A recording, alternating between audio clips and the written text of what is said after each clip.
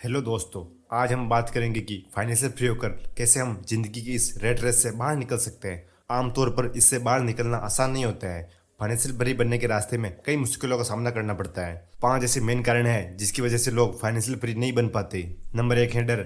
मैं आज तक ऐसे किसी क्रिकेट खिलाड़ी से नहीं मिला जिसने कोई बॉल ना खोई हो, और मैं आज तक ऐसे किसी लवर से नहीं मिला जिनका दिल कभी टूटा ना हो, और मैं आज तक ऐसे किसी अमीर आदमी से नहीं मिला जिसने इन्वेस्ट करने में पैसा ना गंवाया हो। पर मैं ऐसे बहुत से गरीब लोगों से जरूर मिला हूँ जिन्होंने एक भी रुपया इन्वेस्ट करने में नहीं गंवाया। सभी लोगों में पैसा गंवाने का डर रहता है, सबको ये डर लगता है, अमीरों को भी। पर प्रॉब्लम डर लगना नहीं है, प्रॉब्लम तो यह है कि आप इस डर का मुकाबला कैसे करते हैं। इंपॉर्टेंट तो यह है कि पैसा लूज करने के बाद आप स्थिति से कैसे निपटते हैं, आप फेलियर को किस तरह लेते हैं, उसी से सारा फर्क पड़ता है। किसी अमीर आदमी और गरीब आदमी के बीच में बेसिक डिफरेंस यही होता है कि वो इस डर से किस तरह मुकाबला करते हैं। डरना स्वाभाविक है, हम सभी किसी न किसी चीज़ से डरते हैं। अगर आप यंग एज में ही सेविंग्स और इन्वेस्टमेंट शुरू कर देते हैं तो अमीर बनना आसान हो जाता है। 20 की एज में इन्वेस्ट करने वाले और 30 की एज में इन्वेस्ट करने वाले दो लोगों की दौलत में लॉन्ग टर्म में काफ़ी ज़्यादा फर्क नजर आता है।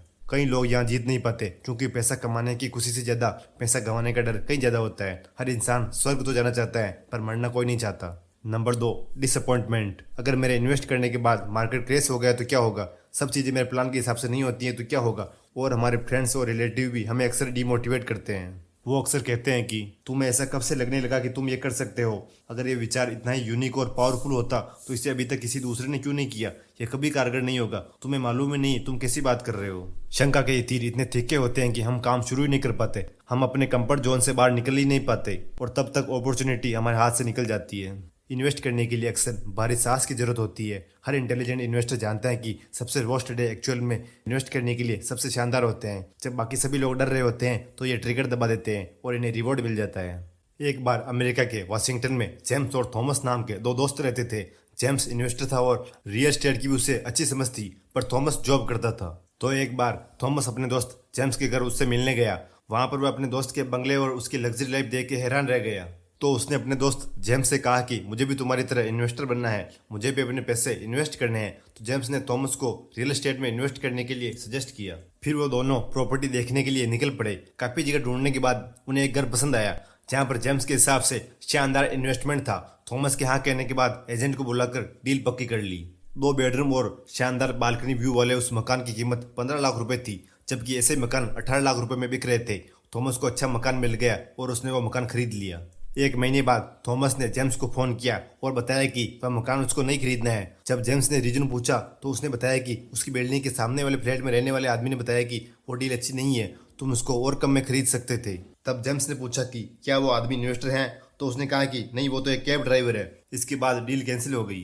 3 साल बाद वाशिंगटन में रियल एस्टेट मार्केट ने पलटी खाई और वो छोटा सा मकान हर महीने 9,000 रुपये किराया देने लगा। मकान की कीमत अब बढ़कर 25 लाख रुपए हो गई। अगर थॉमस ने उस डील से इनकार नहीं किया होता तो आज उसके पास वह शानदार मकान होता और उसके मंथली इनकम भी आने लग जाती। Number 3, laziness. आपने उस कहानी के बारे में तो सुना ही होगा जिसमें एक आदमी पैसे कमाने के लिए काफ़ी ज़्यादा काम करता है। वह ऑफिस में काफ़ी काम करता है और ऑफिस का काम भी कर ले आता है और अपने फैमिली के साथ बिल्कुल भी टाइम स्पेंड नहीं करता है। एक बार जब वो ऑफिस का काम निपटा कर घर पहुंचता है तो उसको घर खाली मिलता है। उसकी वाइफ दोनों बच्चों के साथ घर छोड़कर चली जाती है। उसे पता था कि उनके रिश्ते कमजोर हैं, पर वो उन रिश्तों को मजबूत बनाने के बजाय ऑफिस में बिजी रहा।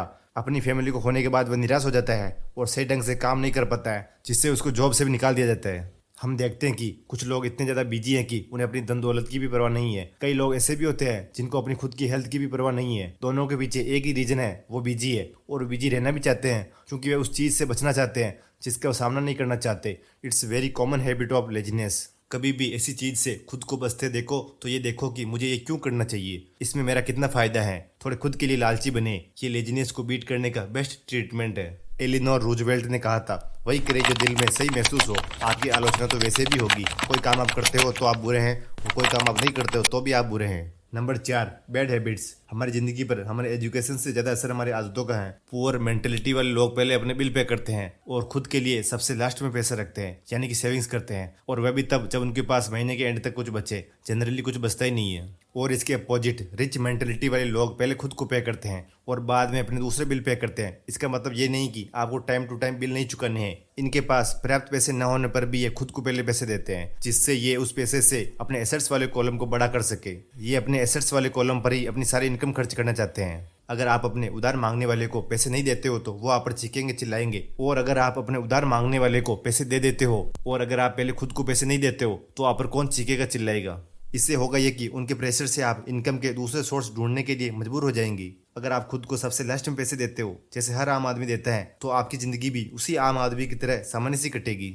Number 5, sports. खेलना नहीं, सिर्फ देखना। कई लोग बहुत सारे घंटे वेस्ट कर देते हैं एक मैच देखने में। जब मैच खत्म हो जाता है तो मैच के बाद का प्रोग्राम देखते हैं जिसमें 3-4 लोग पूरे मैच में क्या हुआ ये डिस्कस करते हैं। और वो भी खत्म हो जाता है तो ये पुराने मैचेस की हाईलाइट्स देखते हैं। और इसके बाद ये उनकी प्राइवेट लाइफ के बारे में सर्च करते हैं कि उनके पास कितनी गाड़ियां हैं, उसका किसके साथ अफेयर चल रहा है, वगैरह वगैरह। रियलिटी ये है कि अगर आप उस टीम के मालिक नहीं हैं तो आपको सिर्फ स्पोर्ट्स देखने में इतना टाइम वेस्ट नहीं करना चाहिए। खेलना बहुत अच्छा है, आप खेलो, मैं भी खेलता हूँ। फिजिकल फिटनेस के लिए खेलना बहुत अच्छा है, पर देखते हुए टाइम वेस्ट करना बहुत बुरा है।